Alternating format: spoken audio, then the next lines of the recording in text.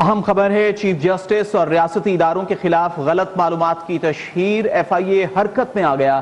115 enquiries باضابطہ طور پر registered کر لی گئیں۔ ایف آئی اے نے غلط معلومات پھیلانے والے 65 افراد کو نوٹس بھیج دیے ہیں۔ اس حوالے سے مزید تفصیلات جانیں گے نمائندہ نیوز ون غلام مصطفیٰ جنجوعہ سے۔ غلام مصطفیٰ، بتائیے اس حوالے سے کیا پیش رفت ہے اور کون سے افراد ہیں کہ جن کو یہ نوٹسز بھیجے گئے ہیں؟ جی بالکل، چیف جسٹس اور ریاستی اداروں کے خلاف منفی پروپیگنڈا کرنے والوں کے خلاف مزید گھیرا تنگ کر دیا گیا ہے اور ایف آئی اے کی جانب سے 115 انکوائریاں جو ہیں وہ باضابطہ طور پر رجسٹر کر لی گئی ہیں۔ ہماری کل کی خبر تھی کہ ایف آئی اے جو ہے اب انکوائریاں بھی کرے گا اور ساتھ ساتھ گرفتاریاں بھی عمل میں لائی جائیں گی۔